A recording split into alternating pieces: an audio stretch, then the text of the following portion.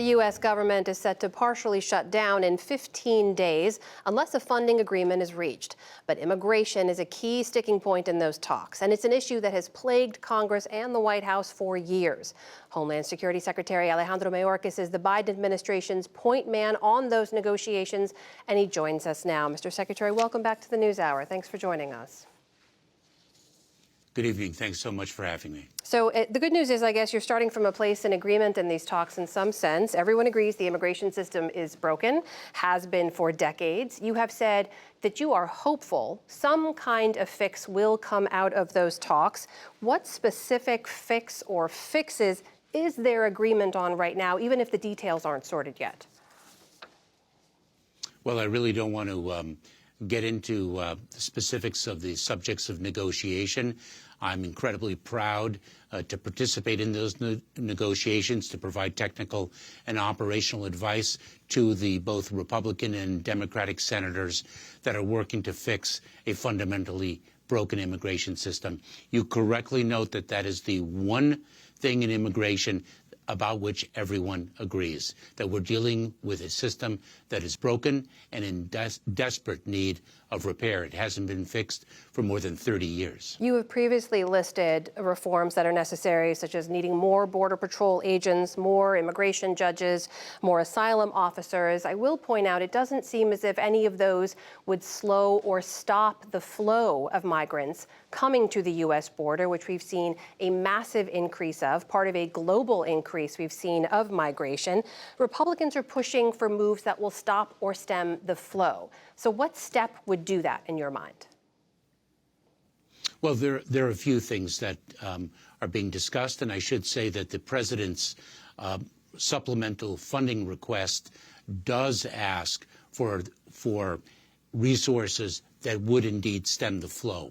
One of the biggest obstacles that we have in doing so is the fact that the time in between when we encounter an individual at the southern border and when their claim for relief is finally adjudicated can be 6 or more years.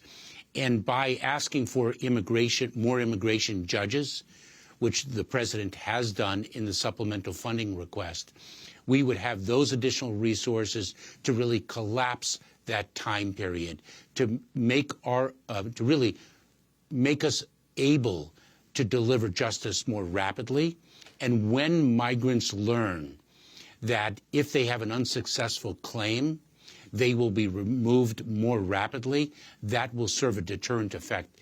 It impacts the risk calculus of intending migrants. Wouldn't the same impact on risk calculus be had if you, say, raise the bar on credible fear claims, which is what people need to reach to make an asylum claim? Right now, if they meet that credible fear bar, you're given a court date. As you mentioned, it can be years away. People are allowed to stay in the U.S. Most of those cases, as you know, are ultimately denied. If people knew it was harder right now to enter the United States, wouldn't that discourage them from making the journey in the first place? One of the things that is a subject of consideration in the negotiations is how the asylum system can be fixed and how we can deliver justice more rapidly while adhering to our international obligations. What the president is committed to do is to enforce our immigration laws and at the same time adhere to our nation's values. Please remember where we were when we took office in January of 2021. The damage to the immigration system and the damage to the Department of Homeland Security that the prior administration had inflicted. It had gutted U.S. citizenship and immigration services. It had ripped families apart.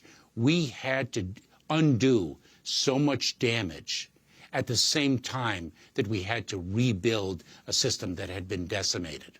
And I understand that those changes also added to the backlog in the asylum cases that we've seen. But do I hear you saying you don't think you need to change where the credible fear bar is? You'd rather speed up the processing once people are already here? I will not speak to the specific details of the reforms that the Republican senators are considering and are discussing each and every day, understanding the desperate need to fix a fundamentally broken immigration system. Mr. Secretary, are expanding legal pathways any part of these negotiations? We do have a labor shortage in this country. Many advocates say that we don't have enough legal paths open. Would more legal paths discourage people from trying to enter illegally?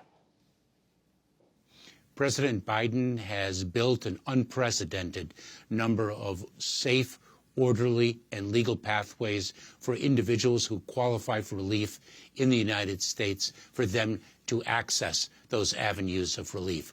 Our model Mr. Secretary, has been all due respect, to build... you've seen an increase even as those legal pathways have been added. An increase in illegal entry. Yes, indeed. But remember, I would say two things. Number one, for measures as fundamental as we have just begun to build, for them to really take hold is not something that happens overnight. We did see immediate results upon the end of the use of Title 42 in May of this year. We did see immediate results. Migration is an extraordinarily dynamic phenomenon. Numbers ebb and flow. And the dynamism of migration is something that we are experiencing not exclusively at our southern border, but that is being experienced by countries throughout the Western Hemisphere and, in fact, around the world. Well, some of the changes, as you mentioned, will take time to have an impact, but many Democratic governors are asking for help immediately and saying the federal government needs to do more. We know the Texas Governor Greg Abbott has been busing and flying migrants to northern cities. I know you've criticized him for not coordinating on that, but resources on the ground for these cities remain an issue. They say that they do not have enough housing or funding or support. What can the federal government do for those cities in the short term? Well, President Biden, in his supplemental funding request, has indeed requested additional funds for the cities, the Shelter and Services Program. He's asked for more funding for that. At the same time, what we need is a governor in one state to communicate, to cooperate with other cities and states, rather than purposefully and unilaterally busing migrants, using them as tools to score political points in an effort to achieve disorder and chaos. That is not responsible governance. Mr. Mayorkas, I need to ask you as well about House Republicans' effort to move ahead with plans to impeach you. I know you've answered questions on this before, and you said you are focused on solutions and the work, but what they allege is not that you can't enforce the border. They're alleging that you won't.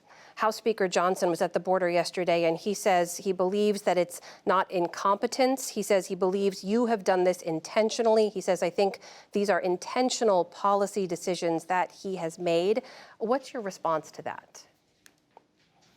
I don't have time to address political rhetoric like that.